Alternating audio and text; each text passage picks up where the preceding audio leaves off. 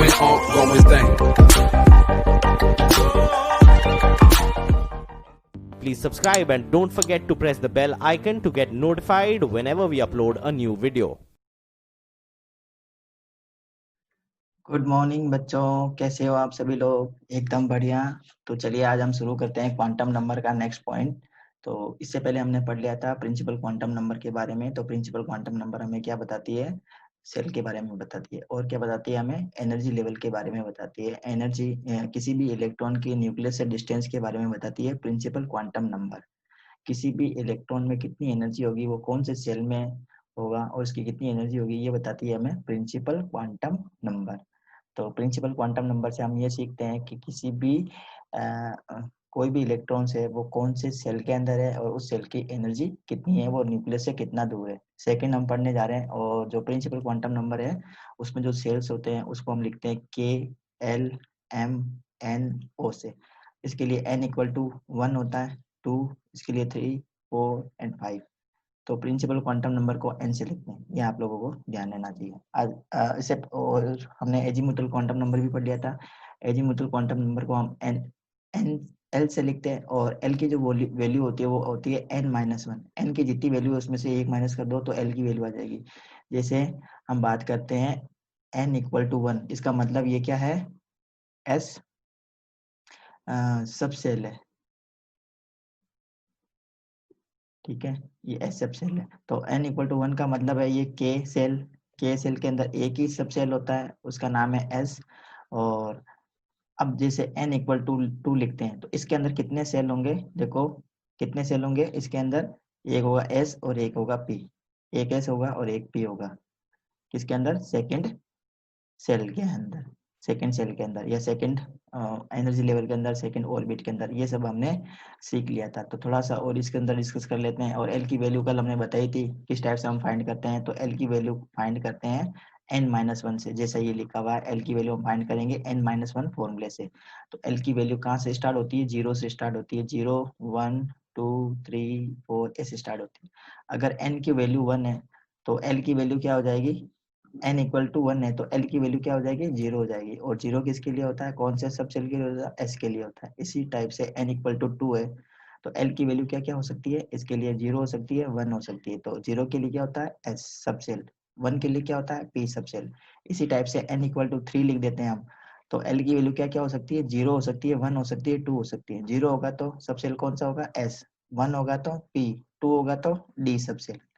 इसी टाइप से अगर n की वैल्यू हम 4 रख देते हैं, n की वैल्यू क्या रख दें हम? 4 रख दें, तो ये हो गया k सेल, l, m और ये n सेल। इसके लिए अगर n की वैल्यू 4 होती है, हमें पता है n के लिए, तो इसके लिए l की वैल्यू क्या क्या हो जाएगी? l की वैल्यू वेरी करेगी 0 से 1, 2, 3। तो 0 के लिए कौन सा सब सेल होता है? s। 1 के लिए क्या होता है? p, 2 के लिए d और 3 के लिए जो सब सेल होता है वो कौन सा होता है? f होता है। तो ये बातें हमने एजीमुथल क्वांटम नंबर, जो सेकंड टाइप का जो क्वांटम नंबर है, उसमें हमने सीख ली थी। तो चलिए हम आगे बढ़ते हैं। आज हम नेक्स्ट पॉइंट पढ़ेंगे। तो नेक्स्ट पॉइंट हम पढ़ने वाले हैं मैग्नेटिक क्वांटम नंबर के बारे में। तो चलिए स्टार्ट करते हैं। मैग्नेटिक क्वांटम नंबर को ml से लिखते हैं। ml से हम मैग्नेटिक क्वांटम नंबर को रिप्रेजेंट करते हैं। प्रिंसिपल क्वांटम नंबर को n से रिप्रेजेंट करते हैं। फिर एजीमुथल क्वांटम नंबर हमने पढ़ा है, उसको l से रिप्रेजेंट करते हैं। और मैग्नेटिक क्वांटम नंबर को हम ml से रिप्रेजेंट करते हैं। अब ये मैग्नेटिक क्वांटम नंबर क्या है और ये कैसे इसको हम एक्सप्लेन करेंगे, तो देखो सब लोग ध्यान से देखेंगे। हमें पता है कि जो इलेक्ट्रॉन्स होते हैं वो न्यूक्लियस के चारों तरफ सर्कुलर ऑर्बिट के अंदर क्या करते हैं? रिवोल्यूशन करते रहते हैं। तो जब ये सर्कुलर ऑर्बिट के अंदर इलेक्ट्रॉन्स रिवोल्यूशन करते हैं,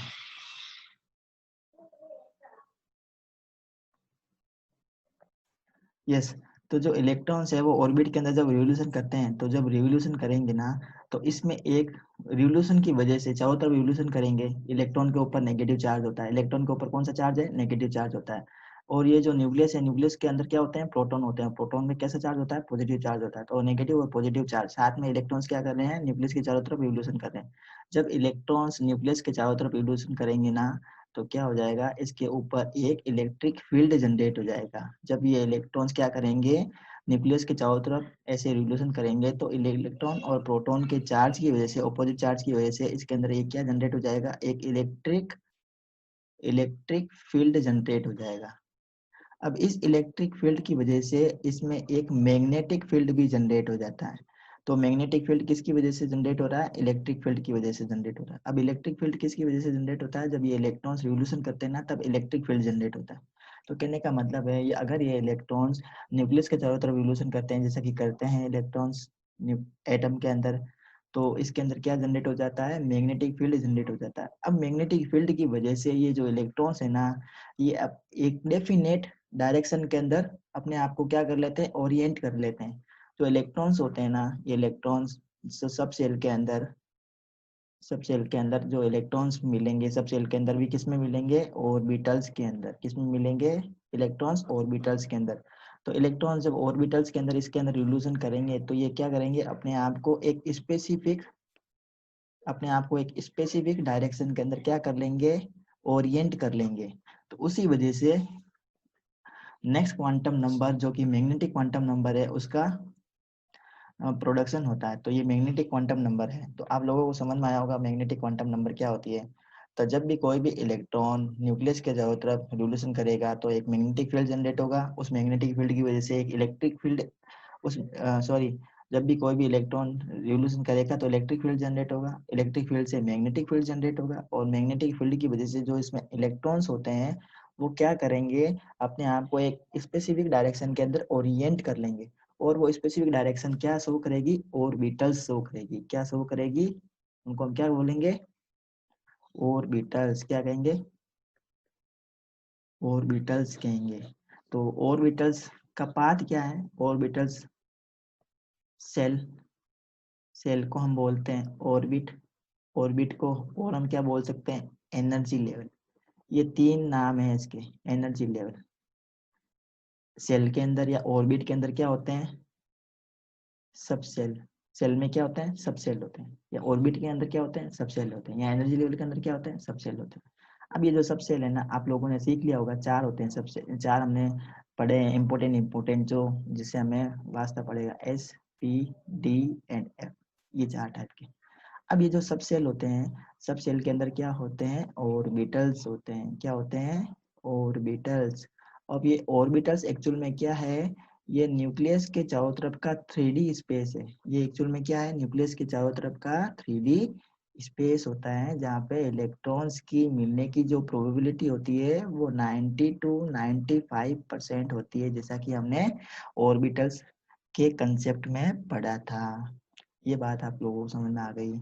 अब आपको ये बात ध्यान देने वाली है कि जो सब सेल में ऑर्बिटल्स होते हैं ना, उनका काउंट कितना होता है, ये हमें समझना है। तो किसी भी ऑर्बिटल्स के अंदर किसी भी और सब सेल के अंदर ऑर्बिटल्स कितने होंगे, उसका काउंट क्या होगा, कैसे हमें पता करें, तो एक बहुत ही सिंपल फॉर्मूले से हम इसको फाइंड कर सकते हैं। तो बता देते हैं हम आप लोगों को सिंपल फॉर्मूला क्या है। तो देखो, किसी भी सेल के अंदर, किसी भी सेल में मैक्सिमम नंबर में कितने सब सेल्स होंगे, number of subshell, number of subshell in any orbit. Find करने का फॉर्मूला है n स्क्वायर से हम फाइंड करेंगे। इसके बाद में हम फाइंड करते हैं number of orbitals in any orbit. किसी भी ऑर्बिट के अंदर नंबर ऑफ ऑर्बिटल्स कितने होंगे, तो इसको फाइंड करने का तरीका है 2l+1 से। किससे करेंगे हम फाइंड, 2l+1, 2 इंटू l+1 से इसको हम फाइंड करेंगे। जैसे एक एग्जांपल बता रहा हूँ मैं आप लोगों को, ध्यान से देखना। जैसे मैं लिखता हूँ n=1, तो n=1 के अंदर ऑर्बिटल्स कितने होंगे, कैसे फाइंड करेंगे, n=2 के अंदर फाइंड करना है, n=3 के अंदर फाइंड करना है, n=4 के अंदर काउंट करना है। तो ये सारे क्या है, ये सारे हैं सेल। ये सारे क्या है, सेल। सेल के अंदर क्या होते हैं, सब सेल होते हैं। आप सभी लोगों को समझ में आ ही गया होगा, सब सेल होते हैं। सब सेल के अंदर क्या होंगे, ऑर्बिटल्स होंगे। तो ये सब सेल है ना n इक्वल टू 1, तो इसके अंदर सब सेल कौन सा होगा? सिर्फ एक ही सब सेल होता है, उसका नाम है s। अब s सब सेल है ना, इसमें ऑर्बिटल कितना होता है? सिर्फ एक ही होता है, उसका नाम है s। ये बात ध्यान रखनी है, एक सब सेल है ना s, उसके अंदर एक ही ऑर्बिटल होता है, उसका नाम भी s ही है। तो देखो पता कर लिया ना हमने इस फॉर्मूले से, 2n+1 से number of orbitals in any orbital, जिसे n की वैल्यू में रखता हूँ 1। तो इस फॉर्मूले में अगर n की वैल्यू में l की वैल्यू लिख देता हूँ, तो बताओ मेरे को फर्स्ट सेल के लिए l की वैल्यू कितनी होती है? फर्स्ट सेल के लिए l की वैल्यू कितनी होती है? l की वैल्यू 0 होती है, आप सभी लोगों को पता हो। तो l की वैल्यू होती है 0। तो मैं फॉर्मूले में लिखता हूँ 2 इंटू 0 प्लस 1। तो वैल्यू क्या आ गई? क्या आ गई वैल्यू? वैल्यू क्या आ गई आप बताओ मेरे को? 2 इंटू, यहाँ पे इंटू कर देना, 2 इंटू एल प्लस 1 से, तो 2 इंटू 0 प्लस 1, तो 2 इंटू 0 प्लस 1 में करूँगा तो क्या आ जाएगा मेरे पास में वैल्यू? 1। तो ये आ गई देखो 1 ऑर्बिटल। ठीक है, अब मैं सेकंड की बात करता हूँ। तो जो सेकंड है सेल 2n इक्वल टू 2, जिसके लिए सब सेल कौन कौन से होंगे? एक तो होगा s और एक होगा p। तो इसके अंदर टोटल ऑर्बिटल्स कितने होंगे? टोटल ऑर्बिटल्स कितने हो जाएंगे? वैल्यू लगाओ, इसके लिए l की वैल्यू कितनी होगी? l की वैल्यू कितनी हो जाएगी इसके लिए? 2 हो जाएगी। तो इसमें फाइंड करते हैं, देखो s के अंदर कितने होते हैं? एक ही होता है s के अंदर। और p के अंदर कितने होते हैं? p के अंदर ऑर्बिटल्स 3 होते हैं, इसमें एक ऑर्बिटल्स है s। और p के अंदर जो ऑर्बिटल्स होते हैं ना, वो 3 होते हैं। तो 3 ऑर्बिटल्स में यहाँ लिख देता हूँ, यहाँ पे एक s है, और यहाँ पे मैं लिख देता हूँ 3 क्या होते हैं? p ऑर्बिटल्स होते हैं, 3 के p ऑर्बिटल्स होंगे। तो p ऑर्बिटल्स कौन कौन से होते हैं? px, py, pz, इस टाइप से होते हैं। ठीक है, ये फर्स्ट का हो गया, ये सेकंड का हो गया। तो अगर थर्ड का निकालेंगे तो थर्ड में भी एक एस होगा, एक पी होगा और एक डी होगा। तो एस में कितने होते हैं? 1 ऑर्बिटल। पी में कितने ऑर्बिटल्स हो जाएंगे? 3 ऑर्बिटल्स। तो डी में कितने ऑर्बिटल्स होते हैं? 5 ऑर्बिटल्स होते हैं। तो टोटल ऑर्बिटल्स कितने हो गए? n इक्वल टू 3 में काउंट कर लो कितने हो गए? 9। तो I think this concept is clear, समझ में आ गया होगा आपको।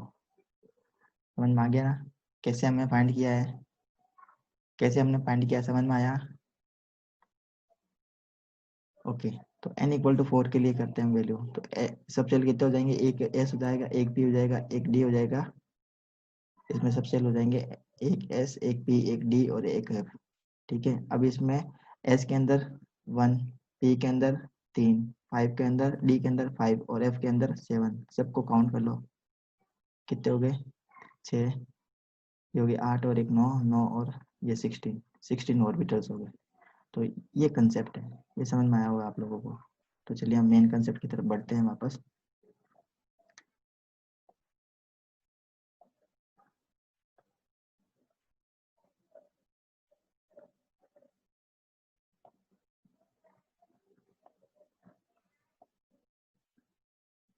हाँ, तो ये आपको समझ में आ गया होगा ये सारा कंसेप्ट। तो ये इसी के अंदर यही लिखा हुआ बच्चों सारा। ये देखो, ये एक टेबल हम देख लेते हैं, टेबल से और थोड़ा सा और क्लियर हो जाएगा। देखो, value of n, value of n दे रखी है 1। अगर एक लिख देते हैं तो उसके l की वैल्यू 0 होती है, आपको पता ही है। अगर n की वैल्यू 1 होगी तो l की वैल्यू 0 होगी ना। हाँ ठीक है, तो value of m, value of m क्या है यहाँ पे? Magnetic quantum number. m क्या है? ml, magnetic quantum number. तो उसके लिए वैल्यू 0 ही होती है। तो इसके लिए जो वैल्यू है ना, फाइंड करने का जो तरीका है ना, ये है ml इक्वल टू -1, -l से 0 देन +l, ये वेरी करती है। वैल्यू है ml equal to -l to 0 to +l। ठीक है, जैसे मैं बात करता हूँ n इक्वल टू 2 के लिए, n इक्वल टू 2 के लिए कितनी होगी मैग्नेटिक क्वांटम नंबर की? नंबर कितने होंगे n इक्वल टू 2 के लिए? तो n इक्वल टू 2 के लिए l की वैल्यू क्या होगी? सबसे पहले तो हमें ये पता होना चाहिए, l की वैल्यू होगी यहाँ पे कितनी? 1। l की वैल्यू 1 होती है, एक 0 होती है, एक 1 होती है। तो अगर मैं इसके लिए 1 के लिए फाइंड करूंगा तो कैसे करूंगा मैं? यहाँ पे -1 0 और प्लस 1। इसी टाइप से n इक्वल टू 3 लिख देता हूँ मैं, n इक्वल टू 3। तो इसके लिए l की वैल्यू क्या होगी, 2 होगी। तो मैग्नेटिक क्वांटम नंबर क्या क्या हो जाएंगे इसके अंदर, -2, -1, देन 0, +1 एंड +2। ये मैग्नेटिक क्वांटम नंबर हो जाएंगे जिसके लिए l की वैल्यू क्या होगी, 2 होगी। इसी टाइप से n इक्वल टू 4 लिखता हूँ, तो l की वैल्यू क्या हो जाएगी, 3 हो जाएगी। तो इसके लिए मैग्नेटिक क्वांटम नंबर की वैल्यू अगर आप लोगों को पता है तो आप चैट बॉक्स में लिख के बता दो क्या क्या आएगी। वो आएगी -3, -2, -1, then 0, then +1, then +2 and then +3। ये 3 वैल्यू आएगी। तो I think this concept is very clear, समझ में आया होगा आपको। और अभी हम कुछ इसमें एक्सरसाइज, इसमें कुछ हम एग्जांपल्स देखेंगे, तो एग्जांपल से हमें और अच्छे से समझ में आएगा। Yes, so value of L depend on the value of N. तो एम की वैल्यू क्या हो जाएगी, देखो 0 है ना, एल की वैल्यू 0 है तो एम एल की वैल्यू 0 ही आएगी। और सब सेल कौन सा होगा, 1s होगा। और इसमें नंबर ऑफ ऑर्बिटल्स कितने होंगे, 1 होगा। अब ध्यान दो, एस जो है ना सब सेल, ये मैं लिख देता हूँ यहाँ पे सब सेल, और मैं यहाँ लिख देता हूँ ऑर्बिटल्स। सब सेल एस के अंदर ऑर्बिटल्स एक ही होता है, वो है एस खुद ही। जो पी है ना, पी सब सेल, उसके अंदर 3 ऑर्बिटल्स होते हैं, ये याद रखना है। डी ऑर्बिटल्स है ना, डी सब सेल है, उसके अंदर 5 ऑर्बिटल्स होते हैं। जो एफ सब सेल है उसमें 7 ऑर्बिटल्स होते हैं। तो ओड नंबर में चलते हैं, ये ध्यान रखना है आपको। अब देखो ये सेकंड सेल है, अगर आपको कोई पूछे सेकंड सेल है n इक्वल टू 2 है, तो सबसे पहले तो आप इसके लिए l की वैल्यू निकालो। l की वैल्यू आएगी 0 आएगी और 1 बनाएगी। इसके लिए आप m की वैल्यू निकाल लो, तो m की वैल्यू क्या आएगी, इसके लिए 0 आएगी, ठीक है। और 1 है ना, तो 1 के लिए m की वैल्यू क्या आएगी, -1 से 0 और +1, ठीक है। अब इसमें 0 है तो इसके लिए सब सेल, अब मैं यहाँ पे लिख देता हूँ ऑर्बिटल्स। तो ऑर्बिटल्स कितने होंगे इसमें, 1। और l है तो इसका 1 है, तो इसके अंदर कितने ऑर्बिटल्स होंगे, इसमें 3 ऑर्बिटल्स होंगे। तो टोटल ऑर्बिटल्स कितने हो गए सेकेंड ऑर्बिट में, सेकेंड ऑर्बिट में टोटल ऑर्बिटल्स हो गए 4। तो देखो मैं बता देता हूँ अच्छे से, एक डायग्राम से बता देता हूँ ताकि आप लोगों को अच्छे से समझ में आएगा। ये देखो, ध्यान देंगे अभी, ये देखो ये है representative diagram of orbit and orbitals. Orbit और ऑर्बिटल्स का एक रिप्रेजेंटेटिव डायग्राम है। देखो ये है l इक्वल टू 1, ये दिया हुआ है, ये n इक्वल टू 1, और ये है k, ये k है। इसके अंदर देखो एक ही लाइन है, ये एक ही ऑर्बिट है, एक ही सेल है, ये एक एनर्जी लेवल है। इसके अंदर सिर्फ एक ही क्या है, इसके अंदर सब सेल है, और वो सब सेल कौन सा है, s है। और इस सब सेल के अंदर ऑर्बिटल्स कितने होंगे, सिर्फ एक ही ऑर्बिटल्स होता है, ये ध्यान रखना। सब सेल के अंदर ऑर्बिटल्स होते हैं, सब सेल के अंदर क्या होंगे, ऑर्बिटल्स होंगे। और ये सब सेल्स कहाँ होंगे, सब सेल्स होंगे ऑर्बिट में। ऑर्बिट में होते हैं सब सेल्स, यहाँ सेल के अंदर होते हैं सब सेल। ये कंसेप्ट ध्यान हो गया तो आपको ये एटॉमिक स्ट्रक्चर आराम से समझ में आ जाएगा। ये कंसेप्ट समझ में आना जरूरी है। सेल के अंदर क्या मिलेंगे, सब सेल। ऑर्बिट के अंदर क्या मिलते हैं, सब सेल। दोनों एक ही नाम है, दोनों एक ही नाम है, कंफ्यूजन नहीं है इसमें कुछ भी, ठीक है। अब ये जो सब सेल है ना, इसके अंदर क्या मिलते हैं बच्चों, ऑर्बिटल्स मिलते हैं, ठीक है। ये बात समझ में आ गई। अब देखो ये n इक्वल टू 1 है ना, इसमें सिर्फ एक ही लाइन है, देखो ये एक ही फर्स्ट सेल है ना, इसमें सिर्फ एक ही सब सेल होता है, वो है s। तो नंबर ऑफ ऑर्बिटल्स इसमें सिर्फ एक ही होता है, 1। ये सेकंड है, देखो ये जो है ना पूरा, ये पूरा जिसमें ये 3 लाइन बताई हुई है, ये सेकंड ऑर्बिट है। इसके लिए k की वैल्यू क्या है, इसके लिए n की वैल्यू होती है 2, और ये k हो गया तो ये हो गया l। तो देखो यहाँ पे 3 लाइन बता रखी है, 3 लाइन बता रखी है, किसके लिए बता रखी है ये, इसके अंदर 3 क्या होते हैं, ऑर्बिटल्स। इसमें ये 3 क्या है, ऑर्बिटल्स है। ये देखो, हाँ सॉरी सॉरी, ये वाला है, ये है, ये n equal to 2, n equal to 2 है, ये k था और ये l है। देखो मैं वापस से बता देता हूँ इसको,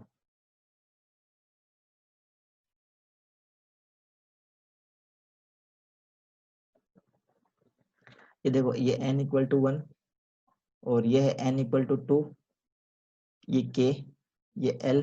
तो k के अंदर n इक्वल टू 1 है, इसके अंदर सिर्फ एक ही होता है s, जो सेकंड है। इसके अंदर 2 सब सेल होते हैं कौन कौन से, एक होता है एस और एक होता है पी सब सेल। अब एस सब सेल के अंदर सिर्फ एक ही ऑर्बिटल्स होगा, वो है एस, और इसके अंदर ये जो सब सेल है ना पी, इसके अंदर 3 ऑर्बिटल्स होंगे। क्या होंगे इसमें? ऑर्बिटल्स। ये पी सब सेल है, ये n इक्वल टू 3 है, तो n इक्वल टू 3 है तो इसमें एक होगा एस, एक होगा पी और एक होगा डी। एस पी डी क्या है बच्चों, देखो ध्यान देना, S P D F G H, ये जो भी है ना ये सारे, ये क्या होते हैं, ये सारे सब सेल होते हैं, ये सारे सब सेल होते हैं। और ये जो सर्कुलर लाइंस है ना, ये सारी सर्कुलर लाइंस, ये क्या शो करती है? ये ऑर्बिट को शो करती है, ये ध्यान होना चाहिए आपको। तो ये फर्स्ट ऑर्बिट में सिर्फ एक ही सब सेल होगा, वो है एस। सेकंड के अंदर दो ऑर्बिट, दो सब सेल्स होंगे, एक होगा एस और एक पी। अब सब सेल के अंदर ऑर्बिटल्स होते हैं, ये ध्यान रखो बच्चों। सब सेल में क्या होंगे? सब सेल में होते हैं ऑर्बिटल्स।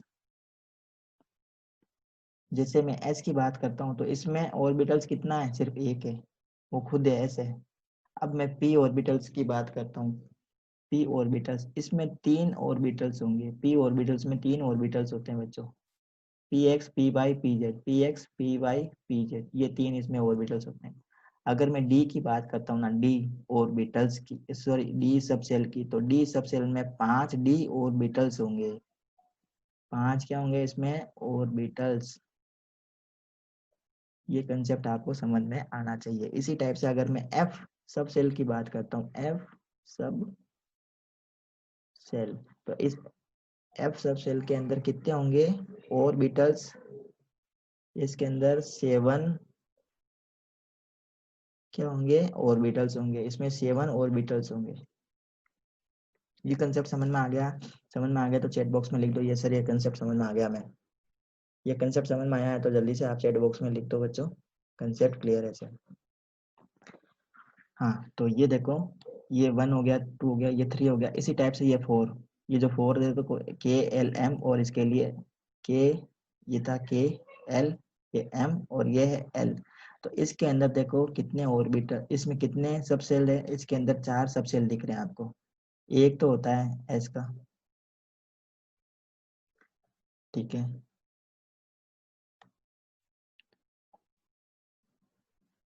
एक है ये पी, दूसरा पी, ये तीसरी लाइन है डी की, और चौथी लाइन है एफ की। अब मुझे बताओ, ये 4 सब सेल है ना, इसमें टोटल चारों में कितने ऑर्बिटल्स होंगे? ये इसके अंदर ऑर्बिटल्स का काउंट करते हैं तो कितने आएंगे? जल्दी से चैट बॉक्स में लिख के बताओ मेरे को, मैं चैट सबका पढ़ रहा हूँ, मैं सबका चैट पढ़ रहा हूँ, जल्दी से चैट बॉक्स में लिख के बताओ।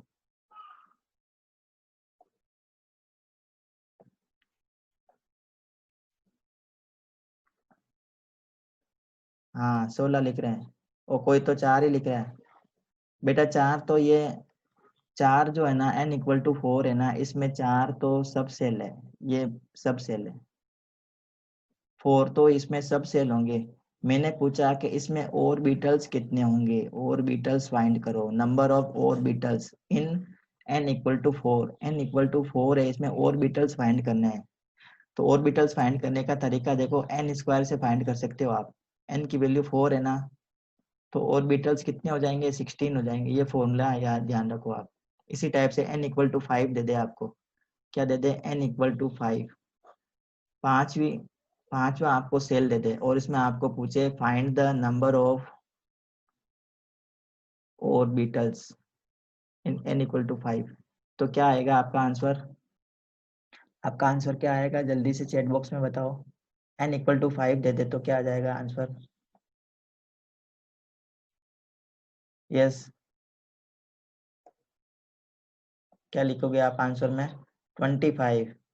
यस, बहुत सारे बच्चे लिख रहे हैं 25, तो आपने 5 का स्क्वायर कर दिया होगा 25। यस, तो ये बेटा मैं सब सेल का नहीं पूछ रहा हूँ, 5 तो सब सेल होंगे, 5 सब सेल होंगे इसके अंदर, ठीक है। अब इसमें मैंने पूछा है number of orbitals, n equal to 5 लिखा है, n इक्वल टू 5 का मतलब ये 5वां ऑर्बिट है। 5वां ऑर्बिट देखो, ये फर्स्ट सेकंड ये थर्ड, ये 5वां ये ऑर्बिट है। इसके अंदर 5 तो ये सब सेल मिलेंगे। 5 कौन कौन से मिलेंगे ये भी बताओ मेरे को। 5वां जो ऑर्बिट है ना, 5वां ऑर्बिट, इसके अंदर 5 सब सेल होंगे, और उन सब सेल का नाम बताओ कौन कौन से होंगे सब सेल उसमें। अगर n इक्वल टू 5 है, इसमें सब सेल भी बताओ मुझे, सब सेल कौन कौन से होंगे सब सेल n इक्वल टू 5 में? जल्दी से चैट बॉक्स में लिखो। हाँ, क्या क्या होंगे? एस होगा, पी होगा, डी होगा, एफ होगा और जी होगा। तो S P D F G, ये चार, इसमें 5 क्या हो जाएंगे? इसमें सब सेल हो जाएंगे। अब इसमें हमें फाइंड करना है ऑर्बिटल्स। तो ऑर्बिटल्स को फाइंड करने का तरीका है एन स्क्वायर से हम फाइंड कर सकते हैं। एन स्क्वायर से हम इसको फाइंड कर सकते हैं। तो एन स्क्वायर से हम इसको फाइंड करेंगे तो हमारे पास में नंबर आ जाएगा 25। कैसे आया? देखो देखो 25 कैसे आया नंबर? ये जो एस है ना, इसके अंदर एक ही ऑर्बिटल होता है, ये वन लिख दिया। फिर पी है, इसके अंदर कितने ऑर्बिटल्स होते हैं? पी में कितने ऑर्बिटल्स होते हैं बच्चों? पी में होते हैं 3। पी में होते हैं 3। पी में 3 ऑर्बिटल्स। डी में 5, एफ में 7, जी में 9। इन सबको ऐड करो, इन सबको ऐड करो। क्या 25 आ रहा है क्या? देखो ये 1 और 3 5 4 एंड 9 9 एंड 7 16 प्लस 9 25। तो सही है। तो I think this concept is clear, समझ में आ गया होगा आपको। तो मैग्नेटिक क्वांटम नंबर हमने क्लियर कर लिया है। मैग्नेटिक क्वांटम नंबर क्लियर है ना बच्चों? क्लियर है आपको मैग्नेटिक क्वांटम नंबर? ओके। तो एक और डायग्राम देखते हैं। चलो ये देखो, एक और डायग्राम बताया मैंने आपको। ये देखो n इक्वल टू 1 है ना, इसी को एनलार्ज करके हम माइक्रोस्कोप में देखते हैं ना, ये है न्यूक्लियस। ये क्या है? न्यूक्लियस है, ये न्यूक्लियस है। अब ये n इक्वल टू 1 जिसको हम k लिखते हैं, n इक्वल टू 2 जिसको हम l लिखते हैं, n इक्वल टू 3 ये थर्ड सेल है जिसको हम m लिखते हैं, ये n है, फिर o है। अब देखो इसके अंदर, ये इसके अंदर l की वैल्यू दे रखी है, l की वैल्यू 0 होगी और n की वैल्यू 1 है, तो l की वैल्यू 0 होगी, आपको पता ही है, -1 करते हैं।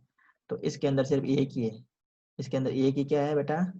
एक ही सब सेल है जो है एस वाला। तो सेकंड ऑर्बिट है ना, सेकंड ऑर्बिट में 2 होंगे, एक एस का होगा और एक पी का होगा। n इक्वल टू 3 है, इसमें 3 ऑर्बिट, इसमें 3 सबसेल हो जाएंगे, एक एस का, एक पी का और एक डी का। n इक्वल टू 4 है तो इसमें 4 सबसेल हो जाएंगे, एक एस का, पी का और एक डी का, और एक यहाँ पे एफ का बना नहीं है, एफ का यहाँ पे बनाया नहीं है, तो 4 हो जाएंगे इसके अंदर। ठीक है, तो ये कंसेप्ट है। तो I think this concept is very clear, समझ में आया होगा आपको। अब ये जो हमने बता रहे हैं ना, ये है structure of orbital, structure of orbitals. तो ये सारे डी ऑर्बिटल्स की स्ट्रक्चर है सारी, ये सारे डी ऑर्बिटल्स की स्ट्रक्चर्स है। और ये वाली जो स्ट्रक्चर्स है ना, ये सारी एस पी डी और एफ सब की स्ट्रक्चर है। एस एस की देखो ये होती है इस टाइप की, स्पेरिकल होता है एस ऑर्बिटल। जो पी ऑर्बिटल्स होता है वो डम्बेल होता है, डम्बल, डम्बल सबका होता है। डम्बल होता है ना, डम्बल जो एक्सरसाइज करने में काम में लेते हैं, देखो इस शेप का डम्बल होता है। ये इस साइज का होता है ना, इस शेप का होता है एक्सरसाइज करने वाला जो डम्बल, वो इस टाइप, इस ये शेप है इसकी, इसको हम डम्बल शेप भी बोलते हैं।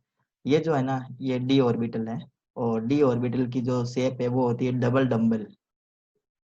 क्या बोलते हैं इसको हम? Double dumbbell shape. और जो एफ ऑर्बिटल होता है ना, एफ ऑर्बिटल, ये कॉम्प्लेक्स होता है, ये कॉम्प्लेक्स स्ट्रक्चर होती है उसकी। तो आई थिंक एस की स्ट्रक्चर बताओ जल्दी से। स्पेरिकल, स्पेयर होता है ये,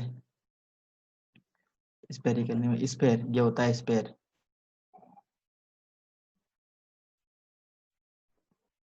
स्पेयर होता है ये। और जो पी होता है वो कैसा होता है? डंबल शेप का होता है। डी कैसा होता है? डबल डंबल शेप का होता है। और एफ जो होता है वो कैसा होता है? कॉम्प्लेक्स स्ट्रक्चर होती है। तो I think this concept is very clear, समझ में आ गया होगा आपको। तो देखो ये बता रखे बच्चों, ये है न्यूक्लियस, न्यूक्लियस में ये फर्स्ट सेल है, इस फर्स्ट सेल के अंदर बता रखे हैं क्या? ऑर्बिटल्स बता रखे हैं। देखो इसके अंदर सिर्फ एक ही होता है और वो होता है 1s का। अब हम सेकंड की बात करते हैं, तो सेकंड के अंदर 2s भी होगा और 2p भी होंगे। तो देखो 2s का एक, ये 2s का एक ऑर्बिटल और p के 3 ऑर्बिटल, तो टोटल ऑर्बिटल्स कितने हो गए? n इक्वल टू 2 है, n इक्वल टू 2 है तो इसमें ऑर्बिटल्स 4 हो जाएंगे बच्चों। एक तो होगा s का और p के कितने हो जाएंगे 3, एक इसका होगा p का होगा 3, तो टोटल हो गए 4, n इक्वल टू 2 है। अब n इक्वल टू 3 की बात करते हैं। देखो ये n इक्वल टू 3 में देखो ये दिख रहा है आप सभी लोगों को, जूम करूँ क्या या दिख जाएगा? दिख जाएगा मेरे हिसाब से। 1 मिनट।